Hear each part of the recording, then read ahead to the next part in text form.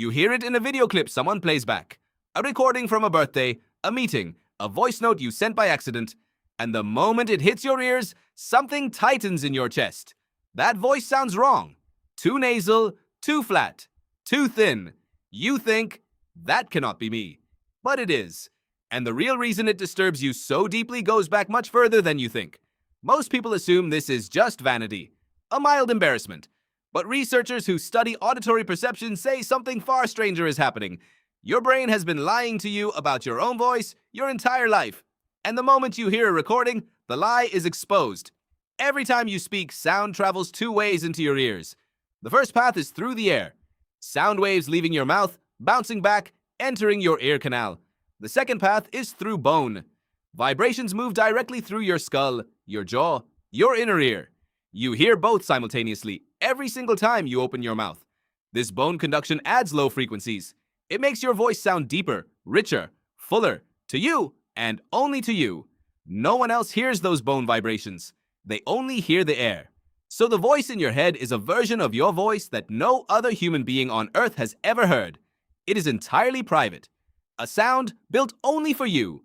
When researcher Silke Paulmann at the University of Essex studied how people respond to recordings of their own voice, she found something consistent across cultures. The discomfort is not random. It is rooted in a mismatch between expectation and reality. Your brain has spent years building a precise internal model of what you sound like. A recording doesn't just sound different, it violates the model. And the brain treats violations of its internal models as potential threats. This is where it gets deeper. Your voice is not just a sound, it is identity. Psychologist Philippe Laban has shown that the voice carries your self-image, your confidence, your social standing, your sense of control. Hearing a recording strips away the version of yourself you've constructed. What's left sounds exposed, smaller, more vulnerable. That flinch you feel isn't about aesthetics. It is a brief collapse of self-perception. Your ancestors had no recordings. For nearly all of human history, you could only ever hear your voice the way you hear it now. Live, in the moment, filtered through your own skull. The feedback loop was always internal. The voice you projected outward existed only in the reactions of others. You had to infer what you sounded like from how people responded to you. That system worked for hundreds of thousands of years.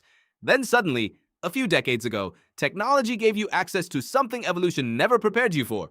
Your own external voice. Played back, unchanged, and your nervous system has no clean way to process it. There is also a social layer running beneath all of this. Humans are acutely sensitive to how they are perceived by others. Evolutionary psychologist Robin Dunbar has argued that voice and language became central not just to communication, but to social bonding and reputation. Your voice is how others know you. It signals your mood, your status, your intentions. Hearing it played back triggers something old, a self-monitoring reflex, a sudden audit of how you appear to the group. And because the recording sounds weaker or stranger than your internal model, the reflex says, correct this, hide this, fix this. Here is the counterintuitive part. Professional broadcasters, singers, and public speakers all report the same initial disgust when they first hear their recordings. The discomfort does not reflect reality. It reflects the gap between two different signals, the internal one and the external one. Over time, with repeated exposure, the brain updates its model. It recalibrates. The mismatch shrinks. The disgust fades. Voice coaches call this process desensitization. Neuroscientists call it perceptual updating. What it actually is your brain slowly accepting a truth it had been sheltering you from? The voice you love. The one you've always heard. The one that feels like you. It was always a construction.